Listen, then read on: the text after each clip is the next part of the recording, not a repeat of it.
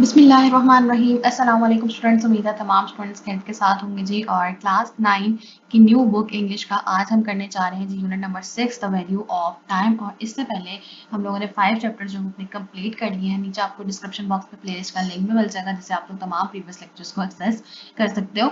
आज हम स्टार्ट लेंगे जी अपने unit number 6 the value of time. अब हम लोग साइड क्वेश्चंस और एक्सरसाइज के ऊपर जो है पहले ज़्यादा फोकस करें और इन द एंड इंशाल्लाह जब हमारे सारे चैप्टर्स की एक्सरसाइज जो है वो कंप्लीट हो जाएगी तो फिर इंग्लिश टू उर्दू ट्रांसलेशन की तरफ हम लोग मूव कर जाएंगे। तो यूनिट नंबर 6 है जी आपके पास वैल्यू ऑफ टाइम। और इसमें जो है वो आपको एक प्लॉटेड स्टोरी मिलेगी और इसमें मेन कैरेक्टर आपको तस्वीर का कैरेक्टर मिलेगा जिसमें उसके ग्रैंडफादर के साथ जो है वो उनका एक स्टोरी है जिससे उन्होंने आपको एक्सप्लेन बेसिकली करना है वैल्यू ऑफ टाइम यानी कि टाइम की वक्त की अहमियत को उन्होंने एक्सप्लेन करना है कि किस तरह से टाइम मैनेजमेंट हमारी ज़िंदगी में एक अहम किरदार अदा करती है। अगर हर चीज़ को हम लोग प्रॉपर्ली टाइम मैनेजमेंट स्किल के साथ अपनी अपनी लाइफ को मैनेज करते हैं, टाइम को अपनी लाइफ में इम्पोर्टेंस देते हैं तो हर काम हमारा बहुत जो है वो स्मूथली डन हो जाता है। तो यहाँ पे एक फिक्शनल स्टोरी है कह लें आप या एक प्लॉटेड स्टोरी है जिसके जरिए उन्होंने आपको एक्सप्लेन करने की कोशिश की है जी द वैल्यू ऑफ टाइम कि वक्त की हमारी ज़िंदगी में कितनी अहमियत है और वक्त को अगर हम वक्त की कदर नहीं करेंगे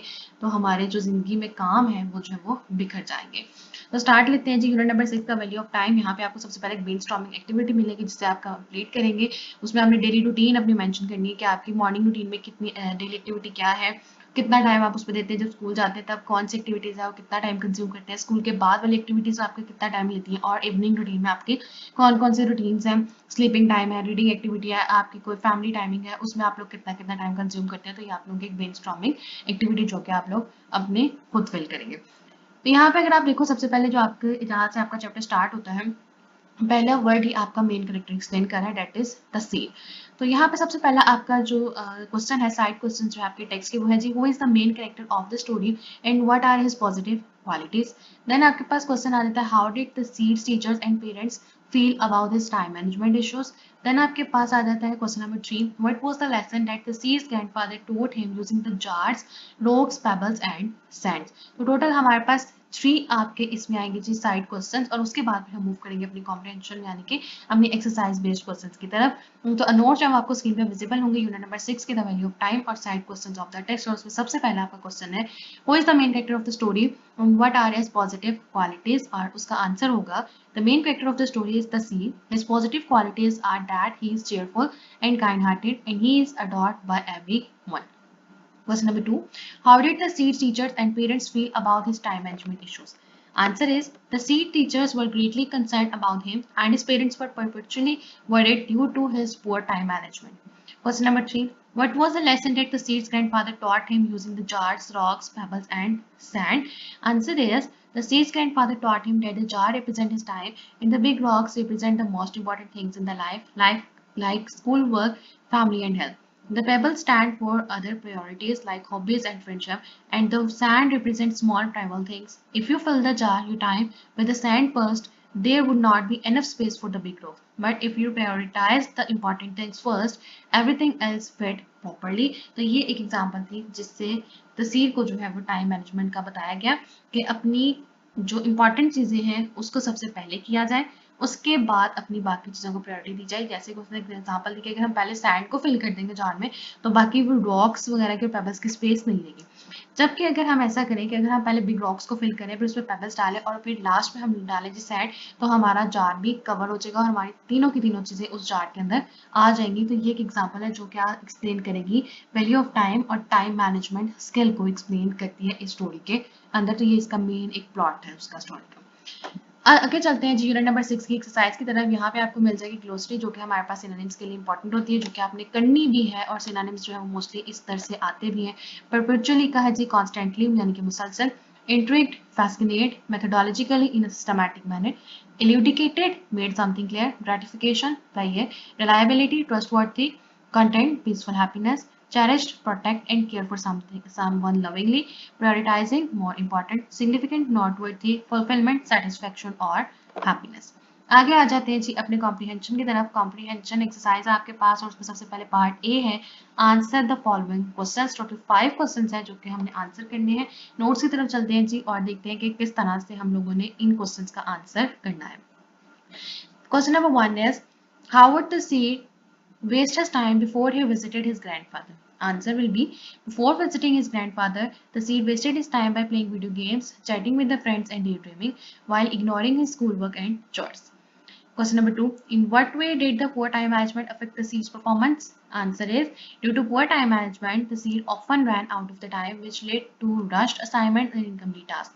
This caused concern among his teachers and parents. Question number 3. How did the seed fill the jar? Answer is the seed first poured the sand, then the pebbles, and finally tried to fit the big rocks, but they would not fit it. It did not place the items in the correct order, which showed poor prioritization. Question number 4. Why did his grandfather decided to help the seed? Answer is his grandfather decided to help the seed because he noticed the seed struggles with the time management and wanted to teach him an important life lesson. Last question is question number 5. What is the impact of accurate time management on the seed's performance? Answer is with accurate time management, the seed became more organized and confident. His grades improved. He had more time for family and friends, and he felt less stressed. He also became more reliable and successful in life. तो ये total आपका जी part A के 5 question थे comprehension based के portion में। सबसे पहले part ए में टोटल 5 क्वेश्चन जो कि हमने कंप्लीट कर लिए। नेक्स्ट आपके पास एक एक्टिविटी है जी प्लॉट डेवलपमेंट रिव्यू के। हमने जो देखा कि जो ऊपर आपके पास स्टोरी है वो इट इज बेसिकली प्लॉटेड, उसी से रिलेटेड है। प्लॉटेड स्टोरी में हमारे पास राइजिंग एक्शन होता है, फॉलिंग एक्शन होगा, क्लाइमैक्स आएगा, उसका मेन थीम आएगा, मेन स्टोरी की रेजोल्यूशन क्या है, स्टोरी का थीम क्या है, ये सारी चीज़ें इस तरह स्टोरी में एक्सप्लेन करी जाती हैं। और इसके लिए हमें चाहिए होती है जो प्रॉपर प्लॉटिंग डेवलपमेंट, प्रॉपरली यानी कि प्लॉट एक ड्रामेटिकली उसका प्रॉपरली प्लॉट जो है वो बना हो। जैसे कोई भी हम ड्रामा देखते हैं, कोई भी चीज़ देखते हैं तो एकदम से उसमें क्लाइमैक्स आ जाएगा, मेन थीम जो है वो एक्सप्लेन हुआ होता है। तो इस तरह की सारी चीज़ें इस प्लॉट डेवलपमेंट रिव्यू के अंदर आप एक्सप्लेन करोगे। अगर आप यहाँ देखो, look at the diagram of the plot development and discuss how the plot elements contribute to the overall theme and message of the story.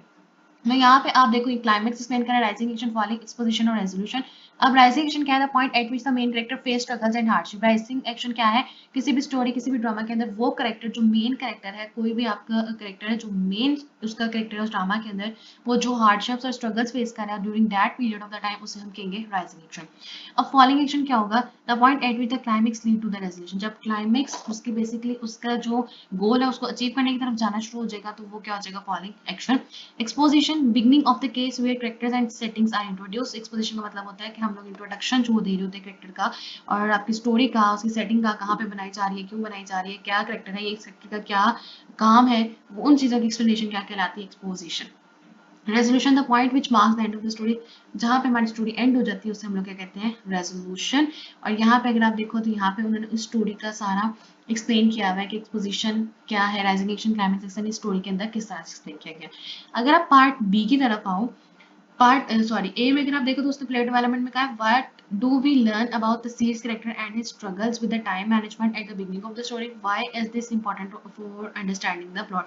अब यहाँ पे इस स्टोरी के अंदर एक्सपोजिशन में कह रहा है कि आप बताएं कि जो तसीर का कैरेक्टर था उसने कितनी स्ट्रगल्स देखी टाइम मैनेजमेंट के हवाले से। शुरू में आपने जब स्टोरी पढ़नी है तब आपने इस चीज़ों को मार्कआउट कर लिया। फिर राइजिंग एक्शन क्या होगा? How does the series grandfather lesson with the jar and rocks build tension and lead to a turning point of the story. तो यहाँ पे टर्निंग पॉइंट क्या है? जब उसको एग्जांपल दी गई रॉक्स, पेबल्स और सैंड्स की, तो वहाँ पे उसका एक टर्निंग पॉइंट शुरू हो गया स्टोरी में।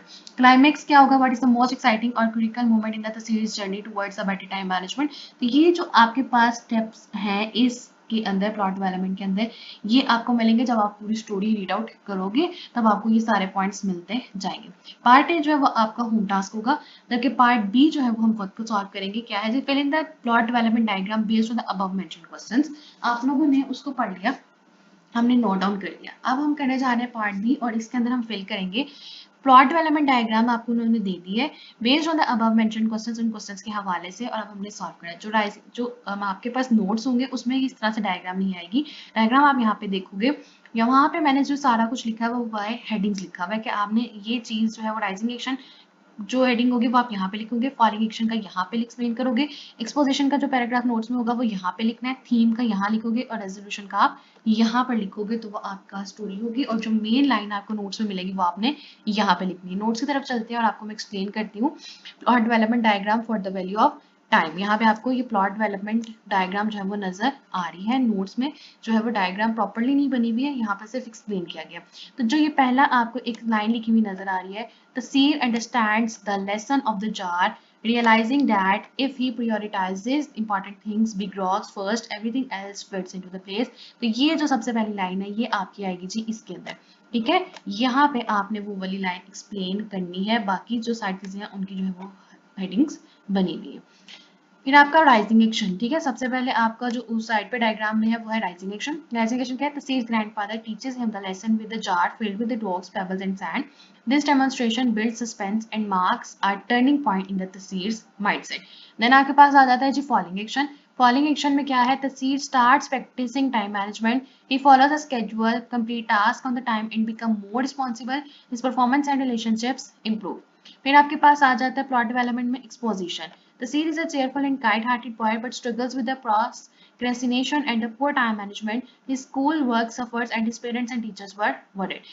Resolution क्या है जी? Tasir become a master of time management. He shares his knowledge with others, lives a balanced life and value what truly matters। तो जहाँ पे स्टोरी एंड हुई है उसकी रेजोल्यूशन ये है। और थीम क्या था जी? The importance of managing time wisely and prioritizing important tasks to lead a successful, balanced and fulfilling life। तो ये हो गया जी आपकी प्लॉट डेवलपमेंट डायग्राम कंप्लीट, जो कि उन्होंने यहाँ पे आपसे पूछी है। आगे कहना चलते हैं जी, कॉम्प्रिहेंशन पैराग्राफ आपका जो पोर्शन है वो कंप्लीट हो गया। आगे आ गया जी आपका वोकैबुलरी पोर्शन। वोकैबुलरी पोर्शन अब हम करना जा रहे हैं और उसमें सबसे पहले पार्ट ई आपका है explain the meanings of the highlighted words given below. नीचे आप लोगों को कुछ वर्ड्स दिए गए हैं, उन्होंने बोल्ड किए हुए और उसके हमने एक्सप्लेन करने हैं मीनिंग्स। अगर आप सेंटेंस देखो, सबसे पहला सेंटेंस है Taseer found him the seed often found himself procrastinating. Number B is he decided to impart a valuable lesson. C, the seed eagerly began to by pouring the sand into the jar, followed by the pebbles. D, his classmate listens intently, and many of them decided to try the same approach themselves. E is with practice and determination he started to see improvements. The seed's newfound time management skills had a positive impact on his relationships also. तो जो words उन्होंने आपको सिर्फ underline करके दिए या आपको bold करके दिए हैं, आपने सिर्फ उनके मीनिंग्स क्या करने एक्सप्लेन। नोट्स की तरफ चलते हैं और उनके मीनिंग्स देखते हैं। Explain the meanings of the highlighted words given below. तो यहाँ पे वर्ड्स लिखे हुए हर सेंटेंस से और उसका नीचे मीनिंग दिया हुआ है। पहला वर्ड है आपके पास प्रोक्रेस्टिनेटिंग, मीनिंग होगा जी डिलेइंग और पोस्टपोनिंग टास्क और actions that needed to be done. B is impart, इसका मीनिंग है टू गिव और शेयर स्पेशली नॉलेज और a lesson. C is eagerly, meaning होगा विद ग्रेट इंटरेस्ट, एक्साइटमेंट और इंथुजिज्म। इंटेंटली, मीनिंग है with close attention and full concentration. इसी sentence के अंदर दूसरा मीनिंग हमारे पास है approach, and approach means a way of doing something और dealing with a situation. E में है डिटर्मिनेशन, इसका मीनिंग होगा the quality of being firm और resolve to achieve something despite challenges. F part में है जो इम्पैक्ट, इम्पैक्ट का मीनिंग है स्ट्रॉन्ग अफेक्ट और इन्फ्लुएंस। तो ये आपका वोकैबुलरी का पार्ट ए डन हो गया। नेक्स्ट आ जाता है आपके पास वर्किंग विद द वर्ड्स। अब हमने इन वर्ड्स के साथ वर्किंग करनी है और उसमें आपके क्वेश्चन क्या है बी पार्ट में, consult the theatres and find the synonym of these words. सबसे पहला काम क्या करना है हम लोगों ने, इस वर्ड जो आपको नीचे दिए गए हैं आपके पास 4 5 6 7 टोटल वर्ड्स हैं, इसके आपने मीनिंग्स फाइंड करनी है यानी कि सिनोनिम्स फाइंड करनी है और फिर use them in your sentences और इनको अपने अल्फाज में आपने अपने सेंटेंसेस में भी यूज करना है। इसका देख लेते हैं जी। सबसे पहला वर्ड है जी हमारे पास वर्किंग विद वर्ड्स में consult the question and find the synonym of these words, use them in your sentences. सबसे पहले आ जाता है जी इनग्रोस्ड। इनग्रोस्ड का सिनोनिम है हमारे पास एब्जॉर्ब्ड, कैप्टिवेटेड या फिर इन्वॉल्व। आप कोई एक मीनिंग भी कर सकते हो, 3 मीनिंग्स मैंने यहाँ पे मेंशन कर दी, जो आपको इजी लगता है आप उसको याद कर सकते हो। सेंटेंस होगा जी Taseer was so absorbed in the video game that he forgot to do his homework. तो एब्जॉर्ब का वर्ड जो है वो मैंने इस सिनोनिम का वर्ड जो लिया है और उसको सेंटेंस में यूज किया क्योंकि उसने कहा क्या है कि जो सिनोनिम है उसका वर्ड हम लोगों ने सेंटेंस में यूज करना है, उसका जो वर्ड यूज नहीं करना जो कि उन्होंने ऑलरेडी आपको क्वेश्चन में दिया हुआ है। नेक्स्ट इज एडमायरेबल, सिनोनिम है जी प्रेजवर्थी, कमेंडेबल, एक्सीलेंट। और सेंटेंस क्या बनाया जी, प्रेजवर्थी का वर्ड यूज करते हुए मैंने बनाया है the seed's praiseworthy nature made everyone love and respect him. Next is frown, synonym है जी scowled, grimaced and glared. Sentence है जी he scowled when he saw that the big rocks would not fit into the jar. Then amazement, synonym wonder, surprise, astonishment. Sentence use किया है मैंने astonishment का word. Two is astonishment, everything fit perfectly in the jar when done correctly. Number five is allocated, synonym है assign, distributed और set aside. मैंने word use किया है assign. Sentences his grandfather assign time for each task in the seeds new schedule. Impact का synonym है effect, influence और impression, और इसका सेंटेंस के लिए मैंने इफेक्ट का मीनिंग लिया है good time management had a positive effect on the seeds relationship. 7 is cherished, synonym है treasured, valued और adored, और सेंटेंस के लिए मैंने यूज किया है treasured, the story of the seed became a treasured lesson for everyone around him। तो यहाँ पे हमारे पास मीनिंग्स जो है वो कंप्लीट हो जाते हैं। तो ए पार्ट भी डन हो गया और बी पार्ट भी। देन हमारे पास सी पार्ट है, use a dictionary to change the following noun to adjectives. अब हम लोगों ने नाउन को एडजेक्टिव में चेंज करना है, और द फर्स्ट वन उन्होंने क्या कहा जी, is done for you. Nature से उसने क्या बना दिया, नेचुरल। तो नीचे आपको वर्ड्स दिए गए हैं, 8 वर्ड्स हैं, उनको हम नाउन, उनकी कैटेगरी है, हमने उसकी कैटेगरी को चेंज करना है एडजेक्टिव्स में, और वो किस तरह से करने, नोट्स की तरफ दे जाते हैं और देखते हैं। Use a dictionary to change the following nouns to adjectives, the first one is done for you, nature and natural. अच्छा जी, पहला जी हमारे पास मैनेजमेंट, मैनेजमेंट को एडजेक्टिव में चेंज किया तो बन जाएगा मैनेजरियल या फिर मैनेज एबल। और मैनेजरियल का मतलब होता है रिलेटिंग टू मैनेजिंग, किसी चीज को मैनेज करने से रिलेटेड, और मैनेज एबल के वो चीज जो कि मैनेज की जा सकती हो, एबल टू बी मैनेज। तो जो मीनिंग्स मैंने आपको नीचे देखो थोड़े से लिखे हुए ब्रैकेट में नजर आ रहे हैं, वो आपकी ईज के लिए, आपकी आसानी के लिए लिखे हैं, ताकि आप लोगों को मीनिंग समझने में थोड़ी सी आसानी हो जाए, वरना उनकी डिमांड क्या है कि नाउन को आपने सिर्फ एडजेक्टिव में चेंज कर देना है। देन नंबर 2 स्ट्रगल, स्ट्रगल को चेंज करके हमने बनाया जी स्ट्रगलिंग एडजेक्टिव, और इसका मीनिंग होता है हैविंग डिफिकल्टी। ग्रेटिफिकेशन यानी कि ग्रेटिफाइंग एडजेक्टिव होगा इसका, और इसका मीनिंग होता है गिविंग प्लेजर और सेटिस्फेक्शन। एक्सप्रेशन का होगा एक्सप्रेसिव, और इसका मीनिंग होता है शोइंग फीलिंग और थॉट्स। रिएक्शन का होगा रिएक्टिव या फिर रिएक्शनरी, तो बेहतर यही होता है कि आप यूज करो रिएक्टिव का वर्ड, और रिएक्टिव का मतलब होता है responding to a stimulus. Presence का मतलब आपका एडजेक्टिव में चेंज होकर वर्ड जाएगा present, and it means exciting और बीइंग देयर। लेसन आपके पास जो है वो, इसका डायरेक्ट हम एडजेक्टिव नहीं बना सकते, लेसनली, लेसनेबल, इस तरह से नहीं बनाएंगे, तो यहाँ पे हम लोगों ने जो वर्ड है वो कुछ इस तरह से यूज कर दिया है, लेसन रिलेटेड, तो इसके साथ वर्ड यूज किया है। तो हम लोग एजुकेशन यहाँ पे इंस्ट्रक्टिव चीज का यूज करेंगे ताकि एक सूटेबल एडजेक्टिव बनाया जा सके। 8 है प्रोग्रेसिव, प्रोग्रेस, और इसका एडजेक्टिव बनेगा प्रोग्रेसिव, और प्रोग्रेसिव का मतलब होता है मूविंग फॉरवर्ड और इम्प्रूविंग। ये आपकी जो वोकैबुलरी पोर्शन है ये कंप्लीट हो जाती है। लास्ट आ जाती है जी आपके पास ग्रामर पोर्शन। ग्रामर पोर्शन में आपके पास कंजंक्शन है, कंजंक्शन हमारे पास होते हैं ज्वाइनिंग वर्ड्स, एंड, और, नॉर, ऑल्दो, बिकॉज, बट, सो। उसके बाद आपके पास नीचे क्लासेस उसके आगे कंजंक्शन, जिसमें आ जाते हैं कोऑर्डिनेटिंग कंजंक्शंस, सबऑर्डिनेटिंग कंजंक्शंस और कोरिलेटिव इंजेक्शंस हमारे पास आ जाते हैं। उसमें सबसे पहले एक्सरसाइज में आपका सवाल आ जाता है यहाँ पे पार्ट ए में 85 पेज के लास्ट पे, fill in the blanks with appropriate coordinating conjunction. अब यहाँ पे आपने क्या अप्लाई करनी है जी, कोऑर्डिनेटिंग कंजंक्शंस को अप्लाई करना है। कोऑर्डिनेटिंग कंजंक्शंस क्या होता है आपके पास, coordinating conjunction joins together clauses of equal ranks. The chief coordinating conjunctions are, आपने कौन से वर्ड यूज करने, for and nor but or yet so के वर्ड्स यूज करते हुए आपने फिल करने हैं इन ब्लैंक्स को। कोऑर्डिनेटिंग कंजंक्शन में हमारे पास टोटल ये वर्ड्स आते हैं। इसको सॉल्व करते हैं जी पार्ट एक्सरसाइज को, ग्रामर पोर्शन को। सबसे पहले आपके पास आ जाता है जी, I wanted to go for a walk but it started raining. तो यहाँ पे आपके पास कोऑर्डिनेटिंग कंजंक्शन आएगा but. She likes both burger and pizza. You can have nihari और pasta but not both. He studied hard so he could pass the exam. They were tired but they kept working. Slim prepared well and the interview. ये आपके पास हो गया जी पहला। इसमें हमारे पास sorry, Saleem prepared well for the interview, तो यहाँ पे आपने करेक्शन करनी है, एंड नहीं आएगा यहाँ पे, slim prepared well for the interview, तो ये आपने यहाँ पे करेक्शन कर लेनी है। यहाँ पे जो आपके स्लिक्स वाली ब्लैंक है इसमें आपने लिखना है slim prepared well for the interview. यहाँ पे FOR4 आएगा, जो बाय मिस्टेक जो है वो एंड यहाँ पे लिखा गया है, ये आपने करेक्शन कर लेनी है। आगे चलते हैं जी अपनी पार्ट बी एक्सरसाइज की तरफ। और पार्ट बी में आपके पास जो होता है वो क्या आ रहा है, fill in the blanks with appropriate subordinating and correlative conjunction। अब subordinating और correlative आपने उसकी क्लास को यूज करना है। subordinating में हमारे पास जो कंजंक्शन आते हैं after, because, if, that, तो, although, till, before, unless, as, when, where, while। और correlative conjunction आपके पास आते हैं kind of tag team conjunctions आपने यूज करना है, pairs की फॉर्म में यूज करने हैं। तो इसकी एक्सरसाइज को सॉल्व कर लेते हैं। B part है, fill in the blanks with appropriate subordinating and correlative conjunction. He did not submit the homework because he wasted time in playing games. She likes both tea and juices in the morning. ठीक है, Asiya did not pass the exam because she did not study enough. Although he was tired, he stayed up late to finish his work. Unless you work hard, you would not complete the test. He is not only intelligent but also hardworking. ये हो गए आपके पास conjunctions. Next आपके पास exercise आ जाती है related to transition words और devices. Transition words और devices आपने यूज करने हैं और ये होते क्या है, ये कैसे वर्ड्स होते हैं जो कनेक्ट करते हैं आइडियाज को विद इन द सेंटेंस और पैराग्राफ में आइडियाज को कनेक्ट करने के लिए जो वर्ड्स यूज होते हैं उन्हें हम कहते हैं ट्रांजिशन वर्ड्स और डिवाइसेस। यहाँ पे आपके पास पहले पार्ट ए है fill in the blanks with proper conjunctions. आपको ऊपर से वर्ड्स दे दिए, सिर्फ इन्हीं वर्ड्स के साथ आपने ये फिल इन द ब्लैंक्स को फिल करना है। नोट्स की तरफ चलते हैं और इन्हें फिल करते हैं जी। सबसे पहला है fill in the blanks. She likes tea and coffee. He went to the store and bought some milk. They played outside, but it started raining. It was late, so they decided to leave early. She enjoys reading novels and watching video lectures. He is not tall or short. They will visit the museum or the zoo. ये हो गया आपका पहला part A exercise transitional words. Part B है आपके पास use this transition words in your own sentences. नीचे आपको ट्रांजिशन वर्ड्स दिए गए हैं, इनको हमने यूज करना है जी सेंटेंसेस में। अब कैसे यूज करेंगे, सबसे पहला सेंटेंस आपके पास है जी मोर ओवर। इसका सेंटेंस बनेगा she is an excellent student. More over she helps her classmates with their studies. Number 2 is meanwhile.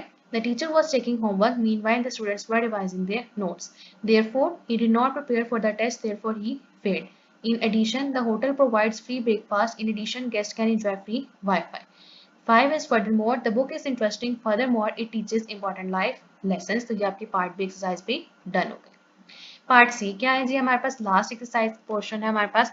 Rewrite each sentence using a different conjunction to convey a similar meaning. आपको यहाँ पे conjunction use होते हुए नजर आ रहे हैं, but, because, but है, यहाँ पे भी सेंस भी आ गया और बोथ का वर्ड भी आ गया। अब वो कह रहे हैं इन्हीं कंजंक्शंस के अलावा कोई और कंजंक्शन यूज करने हैं ताकि वो सिमिलर मीनिंग आपको प्रोवाइड करें, मीनिंग चेंज नहीं होगा सेंटेंस का। तो हम लोग सेंटेंस रीराइट करेंगे। सबसे पहला आपका सेंटेंस है she likes coffee but she does not like tea. इसको किस तरह से रीराइट करेंगे, she likes coffee whereas she does not like T.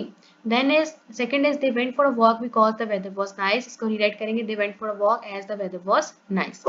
Number 3 not only does he study but he also plays sport. इसको rewrite करके लिखेंगे he studies and also plays sport. Number 4 is they went skiing since there was fresh snow on the slopes. इसको rewrite करके लिखेंगे they went skiing because there was fresh snow on the slopes. Last है जी he is both a talented musician and skilled painter. इसको rewrite करके लिखेंगे he is not only a talented musician but also a skilled painter. इसी के साथ आपकी जो exercise है वो कंप्लीट हो जाती है। नेक्स्ट आगे आपके पास है कुछ ऑरल कम्युनिकेशन स्किल्स और राइटिंग स्किल्स जो कि 9 क्लास के हवाले से करने के लिए इतनी ज़्यादा इंपॉर्टेंट नहीं होती, तो ये हम लोग स्किप आउट कर देते होते हैं। यहाँ पे आपका चैप्टर नंबर 6 जो है वो कंप्लीट हो जाता है। उसके क्वेश्चन आंसर्स भी देख लिए हम लोगों ने, साइड क्वेश्चंस भी देखे हैं और तमाम एक्सरसाइज के जितने भी पोर्शंस हैं उसको हम लोगों ने कंप्लीट किया है। और मुझे उम्मीद है कि आपको आज का लेक्चर जो है वो पसंद आया होगा और समझ भी आ चुका होगा। इनके कोई क्वेश्चन आप कुछ पूछना चाहते हो तो आप नीचे कमेंट कर सकते हो। और लास्ट पे जो है वो आपसे सिर्फ एक ही रिक्वेस्ट होती है कि अगर अब तक आपने चैनल सब्सक्राइब नहीं किया तो कहीं प्लीज जल्द से चैनल को सब्सक्राइब कर दीजिए ताकि आने वाले लेक्चर्स की जो वीडियोस एक्सरसाइज से रिलेटेड, उसके सोल्यूशन से रिलेटेड, नोट से रिलेटेड वो आप लोगों को जल्द से जल्द मिल सकें। और वीडियो को जरूर लाइक कीजिए और ज़्यादा से ज़्यादा शेयर कीजिए। Thank you.